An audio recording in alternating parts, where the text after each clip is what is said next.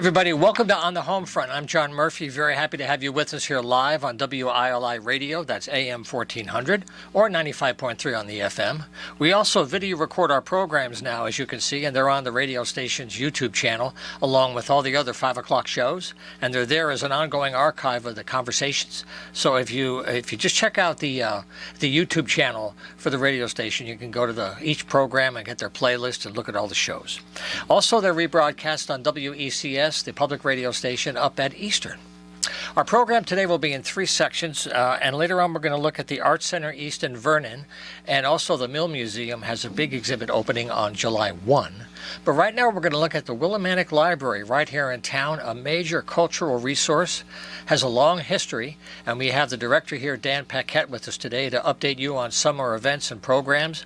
If you have kids in the house, you might think ahead about planning how to use some of your time to get them out of the house and into a safe space with other kids, and trying to connect more to things you might do during the school year as well. So Dan, first of all, thanks for being here today. It's good to have you in the house. Oh, thank you so much for having me. All right, so maybe like a good starting point, although we have a lot to cover, is do you have some events starting real soon that might people, like a good time for people to sign up? Absolutely. Please. Yeah, we just kicked off our summer reading program, started this week. So we have a lot of events and activities happening throughout the summer that are in conjunction with that. And this year's theme is reading through the rainforest. And so we have a whole environment, sustainability, bent to all the programming that we're doing. And it's really fun. If you haven't been in a little while, it's practically changed the library with all the decorations to make it feel like a little bit of a jungle in there. A little bit more than normal. Yeah. Still can't go in barefoot though, I guess, right? No, can't go all the way. We still recommend shoes. There you go. Sounds great though, so please do that. Yeah. So and it's for all ages. So if you have kids at home, you can sign them up. You register and you get a little game board. And so as they read, they get to fill off their game board and they get raffle tickets for opportunities to win prizes. Oh, like a passport thing? Yeah. You get to get stamped? Oh, yeah. Nice. Simple and easy to follow. Yeah. But it's not just for kids too. We have activities and programs for teens as well as adults. The adult one, you don't have to sign up for anything, but anytime you come in and you check out a book or attend one of our programs, you get a raffle ticket to win some prizes for that as well, because we want everyone to just enjoy the summer, really enjoy reading, find out that it's not always boring, and that you can have a good time doing it. Oh, yeah. I mean, you have the social aspect as well. Yes. But, yeah, there's so many things to do. And, the whole beauty of the library is that it's publicly supported, so you're not talking about budget issues. And so many times when you entertain today, you involve what ends up being a lot of money. This way, it's your own creativity with the resource everybody shares. I just want to mention the website now, so anything that you hear from Dan, you can follow up, and it's all on the website, willimanticlibrary.org. So it's pretty simple. Yeah. So please go ahead. Sure. Like one of the ones that's been really popular, a program we've sort of redone, but we can do it in different ways. Next Monday, there's a jungle escape room. And so that's for pretty much all ages, about 6 or 7 and up. And you go in little teams, and there's different challenges and puzzles that you figure out, and you try to do whatever it takes to finish the final puzzle to get the key to escape. Sure, that sounds cool. Yeah, and those have been really popular. I mean, we've had up to 80 people do those when we've done them in the past. I think the Star Wars escape room was the most popular one. I can imagine that. Yeah, you're tapping into a deep vein there. Yeah, but the 80s a good crowd though. It was very popular. Yeah. Right. And so you just come in and you wait for your time slot, and you and your group go in and have a good time.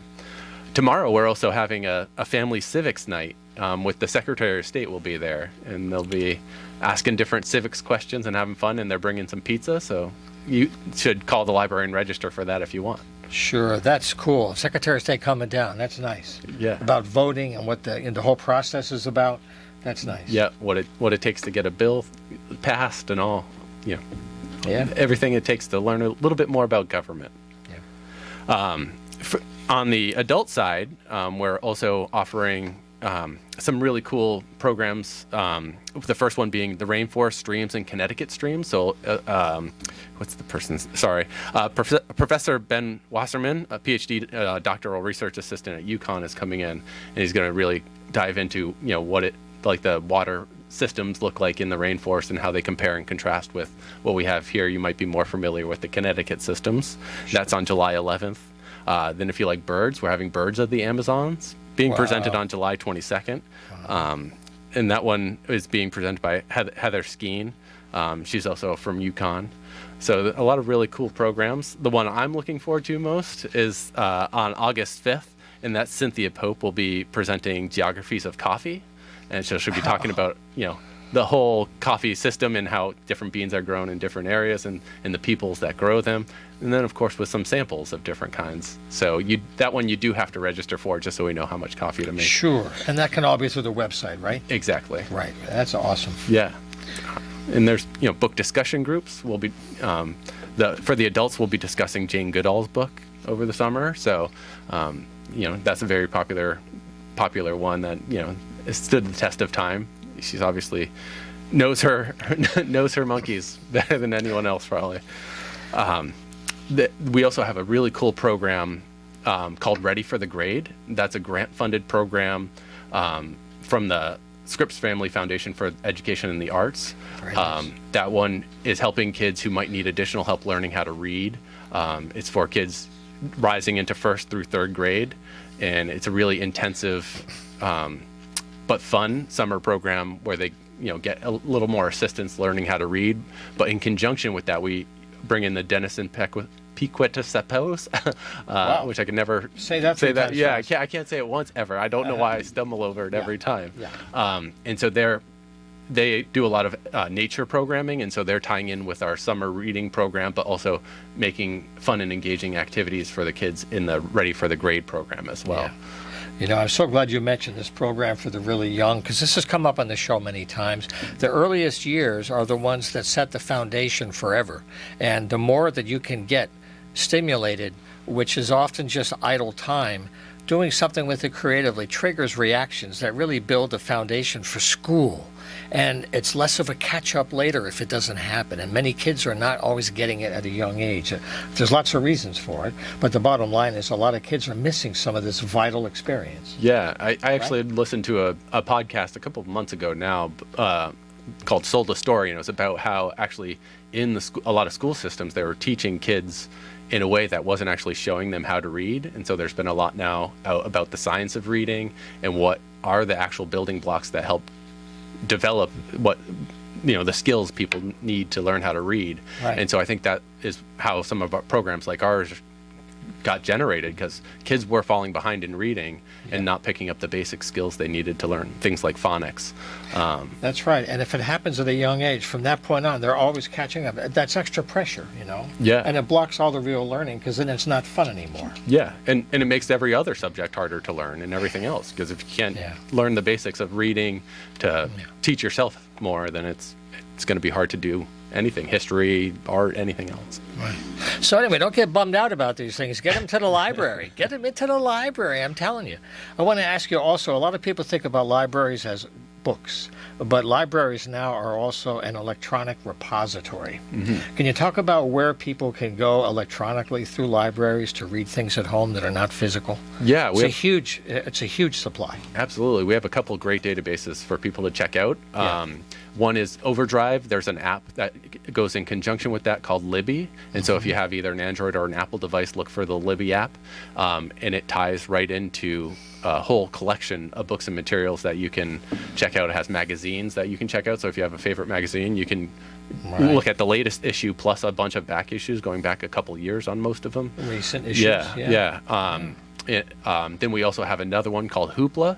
And the difference between those two is a little bit Library Insider, I guess, or something, but it's Overdrive works more like a physical library where there's so many copies. So if you check out one of the things on Overdrive and I want it, I have to go on a hold list for it. Sure. Whereas opposed to Hoopla is everything is always available at every moment, and the library pays as you check it out. So we don't pay just once. We check it out every time you check it out and I check it out. Right. So we track it that way. Yeah. So it's slightly different, but they're both great apps with tons of resources available. Now, I saw something, and I don't know if it's still functioning, it's called the Palace Project. Yes. And that is a way to connect state and local resources, right? And the state is another whole level. Yes. It's called the Palace Project. And the Palace Project is another great one, too, because it also will pull in some of the open access books, and so some of the classics that are outside of copyright issues. So they'll pull in all those as well. So it's a great way to... It won't see everything that you have available to you, but it can see 99% of it. So. Yeah. Well, I just want to mention, in case you're listening to us on the radio, we're talking today with Dan Paquette, the director of the Willimantic Public Library, about their summer programs and year-round activities. And I was wondering something, too. You've been here about 3.5 years, and you've done a lot of library work in Massachusetts beforehand. Yeah. And you came in just before COVID kind of closed the doors. It's like, welcome to Willimantic.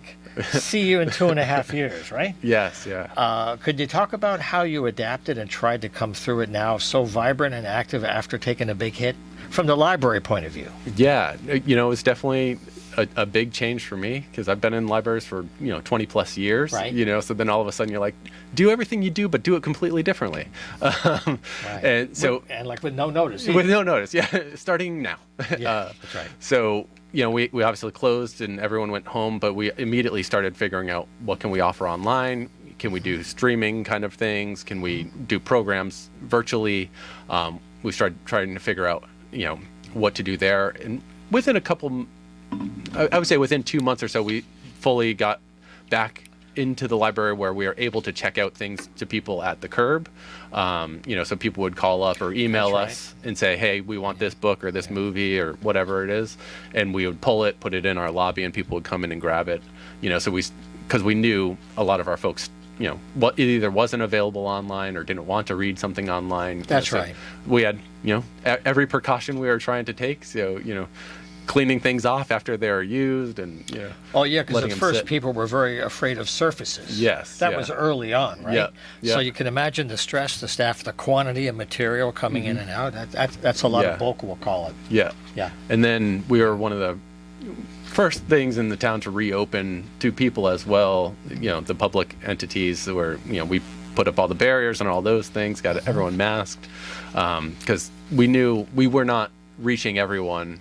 A lot of families were tired of their kids being on the screen after being on school all day. Oh, sure. And, just wanted them, or people just didn't want to be online doing programs and activities. So when we started opening the library back up, we immediately got a lot of people back. And it took a little while to get back to the numbers of, but since before the pandemic of normal checkouts and normal, people attending programs and stuff. Wow. But ever since last summer, we've actually been beyond what we were before the shutdown. So it's been busy. Last summer brought everybody back like regular. COVID brought out the reality that a lot of people did not have broadband.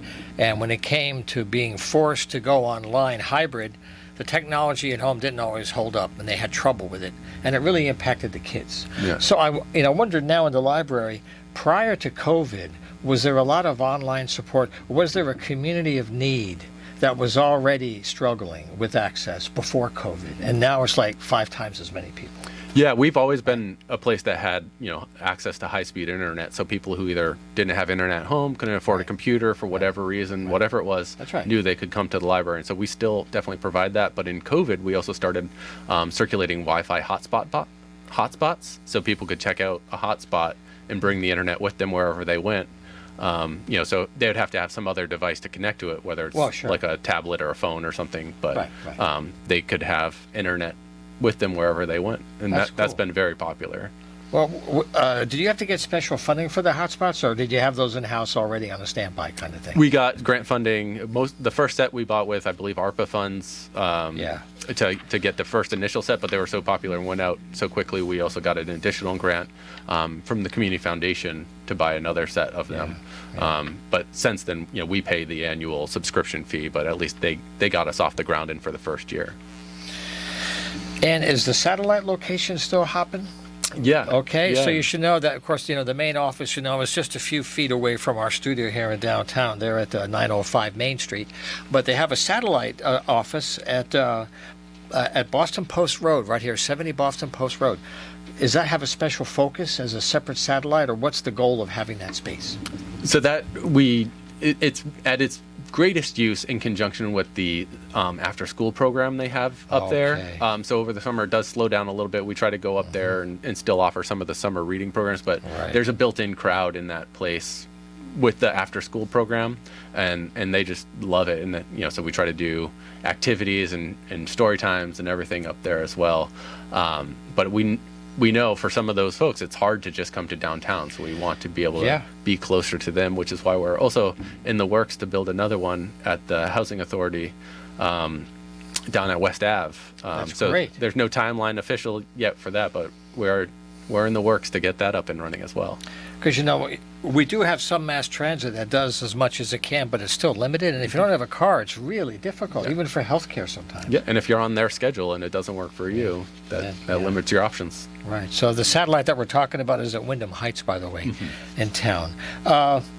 Now, how can people help the library? Besides using it and showing, we have a need for these services, what kinds of donations are useful? And there's one thing I had to ask you about, this collection of baking pans.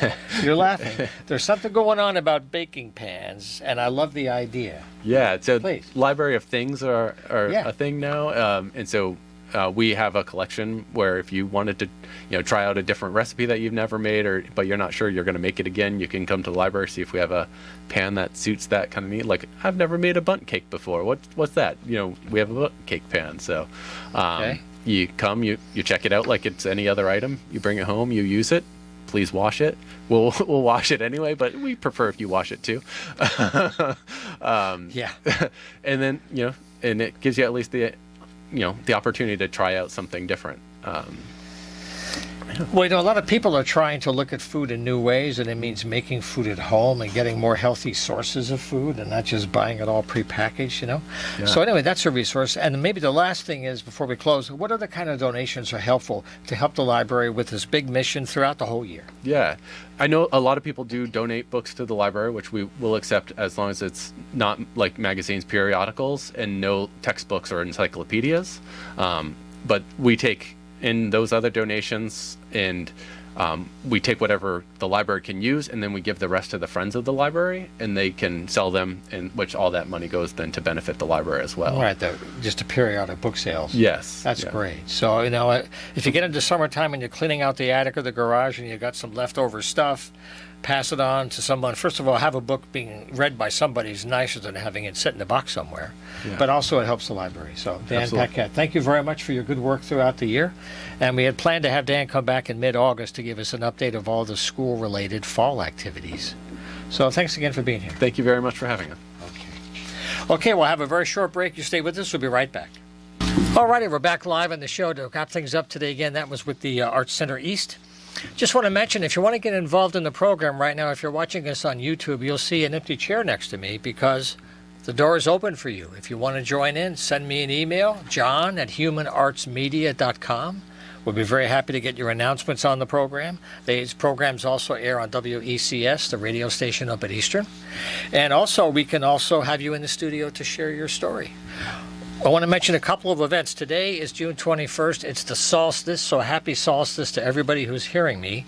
And if you're on the road today, I encourage you to go to Coventry to Creaser Park. They have a Make Music Day special event from 3 to 8 p.m. tonight with people from Song a Day Music in Coventry. Lots of live music happening there until 8 o'clock at Creaser Park. Also, I'm really happy to mention that the Poetry in the Park series is returning tomorrow night. It's going to be at Julio de Burgos Park. The series is dedicated to our dear friend Edmund Chabot, and it starts at 6:30 on the fourth Thursday of every month for July, August, and September. And it's from 6:30 until about 8 o'clock, though. You can bring in a chair. It's a nice space at the corner of Jackson Street and Curbstone Way, just a short stone's throw from our studios here. And tomorrow they're going to kick off with Kate Russian and Brad Davis, and they're going to have a special open mic guest, Sarah Green, who is a published Eastern senior. So the Poetry in the Park series is back, and I'm really happy to talk about this. Thursday the 22nd, it's tomorrow night at 6:30, and we'll try to get some of the other people on later this summer. On Thursday night, too, I want to mention up in stores, the music series is going underway now. Tomorrow night is going to be the Wyndham Concert Band at the Betsy Paterson Square. They're doing these things on Thursdays through June and July up in stores. And on Friday, a couple of things happening in Willimantic at the Shaboo stage is the Wyndham Concert Band. This is an event in celebration with the Wyndham Regional Arts Council. And they're going to be at 6:30, an 80-piece orchestra and percussion ensemble. So you're talking a full Shaboo stage live, Bring a lawn chair, enjoy the evening, lots of good music again. That's 6:30 this Friday. And the last thing I want to mention too, if you're in the Coventry area, at 7 o'clock on Friday is the Poetry Open Mic Night. It's their third one. It's at the Millbrook Place at 1267 Main Street in Coventry. If you want to find out more, just check out the Coventry Arts Guild website, and all the information is there, coventryartsguild.org. So I'm getting my cue. Our time is out for this week. Thank you very much for sharing some of your time with us. Matt and I thank you for that, and we'll see you next time.